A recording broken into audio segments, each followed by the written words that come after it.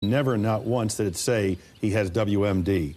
I'd say to analysts, where's the threat? Their response, he recalls, was silence. Zinni's conclusion as he slowly walked off the stage was that the Bush administration was determined to go to war. A moment later, he had another equally chilling thought. These guys don't understand what they're getting into.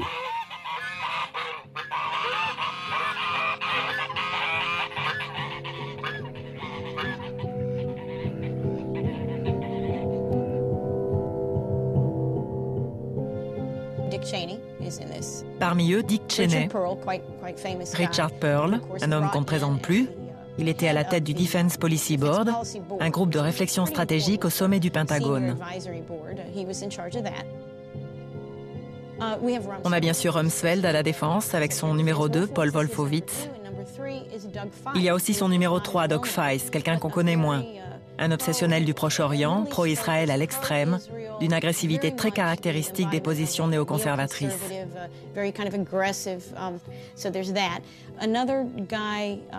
Reste un dernier personnage, Stephen Adley, l'homme qui est à la tête du Conseil de sécurité nationale.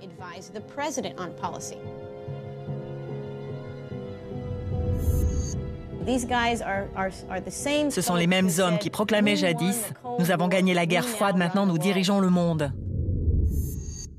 Sous Clinton, ils ont appelé ça « Projet pour le nouveau siècle américain ».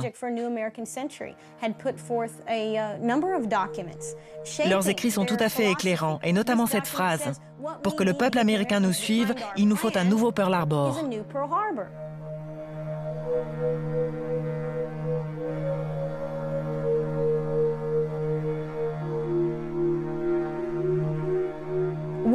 La guerre d'Irak pouvait-elle se faire sans le 11 septembre? Je crois bien que oui. Le 11 septembre a juste rendu les choses plus simples et plus rapides.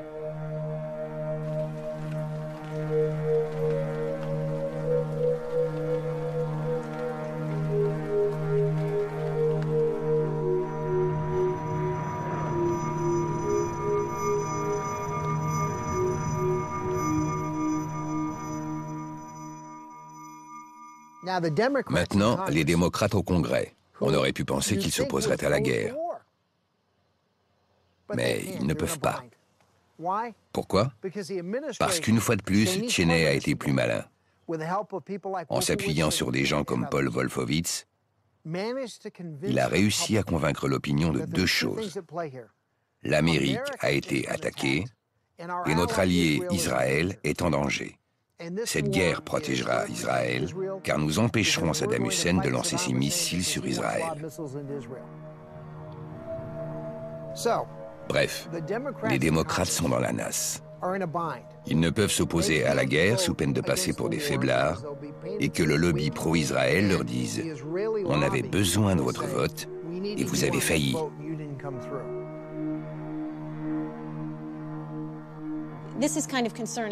Il y a ici quelque chose de préoccupant et dont j'ai fini par prendre conscience, même si je n'en ai pas été le témoin direct.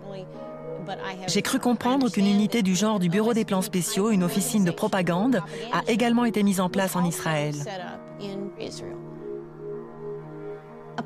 Une officine de propagande, là encore, mise en place pour court-circuiter le Mossad, exactement comme on le faisait ici avec la CIA. On est clairement dans un mélange des genres. Ces gens tentent de faire passer leurs intérêts pour ceux d'Israël. Il reste à prouver que ce que nous faisons sert les intérêts d'Israël. Je ne crois pas qu'Israël ait tiré parti de nos 6 années de guerre en Irak. Et les Israéliens eux-mêmes non plus d'ailleurs. Mais quand on regarde qui a poussé à la guerre, l'AIPAC vient bien sûr à l'esprit. Bien évidemment, le lobby pro-israélien et la réputation qu'on lui connaît, celle d'alimenter le Congrès en documents et autres synthèses stratégiques. All of us share a fundamental belief that the freedom and security of Israel are vital interests of the United States of America. Tout cela a apporté de l'eau au moulin néoconservateur en 2002-2003. Saddam Hussein doit partir, c'est une menace considérable. Rien de vrai là-dedans, bien sûr, mais ça a alimenté la machine. America and Israel share an unbreakable bond. AIPAC is one of the reasons why. The United States will stand with Israel now and forever. C'était brillamment manœuvré. Les deux branches du lobby pro-israélien faisaient alliance pour aller à la guerre. Voilà pourquoi Kerry, Biden et Clinton ont voté la guerre. We need you now more than ever. À Washington, on n'aime pas trop parler du lobby pro-israélien. On ne se risque pas non plus à dire que notre diplomatie est parfois influencée par les intérêts d'un autre pays, mais en fait, il faut en parler. Et on commence à en parler.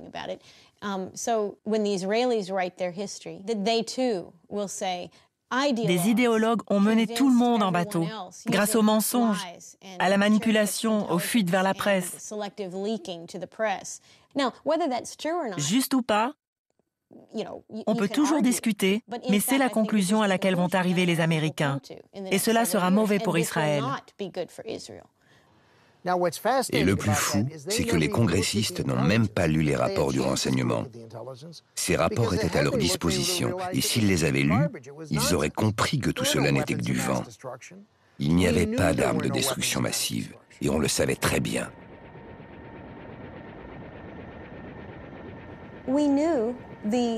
Nous connaissions les capacités de l'Irak. Nous avions écrasé leur armée en 1991, réduite en lambeaux. Et après la fin des combats, on a continué à bombarder le pays. On a tendance à l'oublier, mais entre 1991 et 2003, date de notre seconde invasion du pays, nous avons lâché sur l'Irak plus de bombes que sur le Vietnam. Chiffre public, avéré, indiscutable. Mais au fait, qu'est-ce qu'on visait? Quand j'étais à l'US Air Force, on en était à tirer sur des rochers. Il ne restait plus que ça. Tens of thousands of teaspoons, and Saddam Hussein has not verifiably. Et puis nous avons Colin Powell, pris en flagrant délit pour le mensonge le plus énorme jamais débité devant les Nations Unies. How much longer are we willing to put up with Iraq's non-compliance before we, as a council, we as the United Nations say, enough, enough? Quel gâchis de le voir ainsi proférer toutes ces âneries. Quelle différence avec Adlai Stevenson en 1962, lors de la crise des missiles de Cuba. Si notre ambassadeur aux Nations Unies a réussi à convaincre le monde de la présence des missiles russes à Cuba, c'est parce que les États-Unis avaient une crédibilité. En un discours, Powell a réduit à néant 200 ans de crédibilité américaine. En un discours.